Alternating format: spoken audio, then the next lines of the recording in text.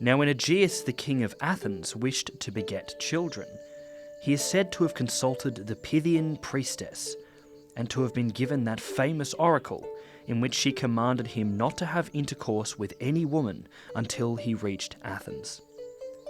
However, Aegeus thought that this instruction was far from clearly expressed, and so on his way home he turned aside at Troezen and confided to Pythius the god's actual words, which were as follows: "Loose not the jutting neck of the wineskin, great chief of the people, till you have come once again to the city of Athens." Pythius evidently grasped the meaning of the oracle and either persuaded or enticed him into sleeping with Aithra.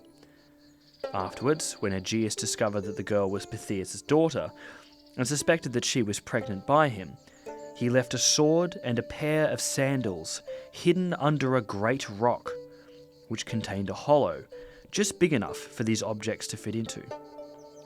He took nobody but Aithra into his confidence, and told her that if she bore him a son, and he was able, when he reached manhood, to lift the rock and take what had been left underneath, she must then send the boy secretly to him, bringing these tokens and, so far as possible, without anybody knowing of his journey.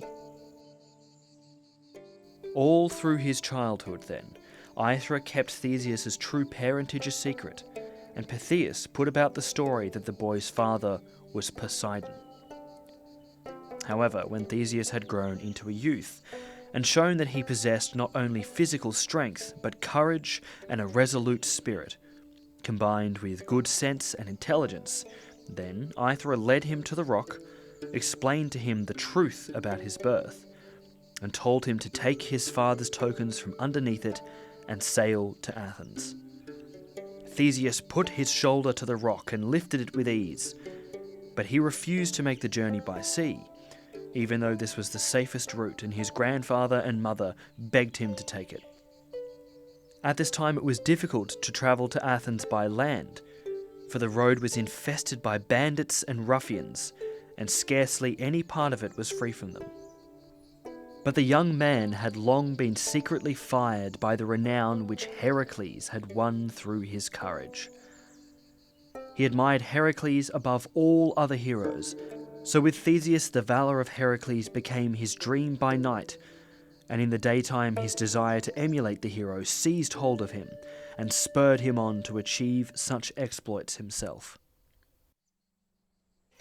First in Epidaria he came upon Periphetes, who used a club as his weapon and hence was known as the club bearer.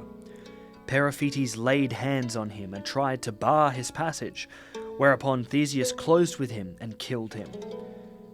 The club took his fancy, and so he made it his weapon and continued to use it just as Heracles did the lion skin. The skin was worn to prove how gigantic a beast the hero had overcome, and Theseus in the same way carried the club, whose stroke he had been able to parry, but which in his hands was invincible. At the Isthmus of Corinth he killed Sinus the Pine Bender by means of the very trick with which this man had murdered so many others. Theseus did this too without having ever learned or practiced it himself, thereby proving that true valour will prevail against any amount of contrivance or practice. The wild boar of Crommyon, which went by the name of Phaia, was no ordinary beast, but a ferocious creature and very hard to overcome. Theseus went out of his way to find and kill this animal, because he did not want to give the impression that he performed his exploits only when they were forced upon him. He also considered that, in his dealings with human beings, a brave man ought to fight the wicked only in self-defence, but that against the nobler beasts he should take the initiative and risk his life.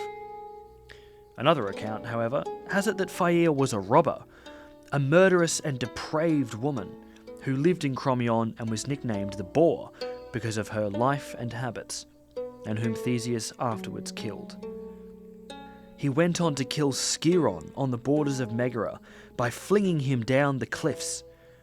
According to the usual account, Skiron was a robber who preyed on passing travellers, but there is another story that he used to take the insolent liberty of stretching out his feet and ordering travellers to wash them, and as they were in the act of doing so, he would lash out and topple them into the sea. As he pursued his journey and came to the river Cephissus, the men of the race of the Phytalidae were the first to meet and welcome him. He asked to be purified of the guilt of bloodshed, and when they had granted his wish with the usual ceremonies and offered a sacrifice, they feasted him in their houses. This was the first act of kindness that had been done to him on his journey.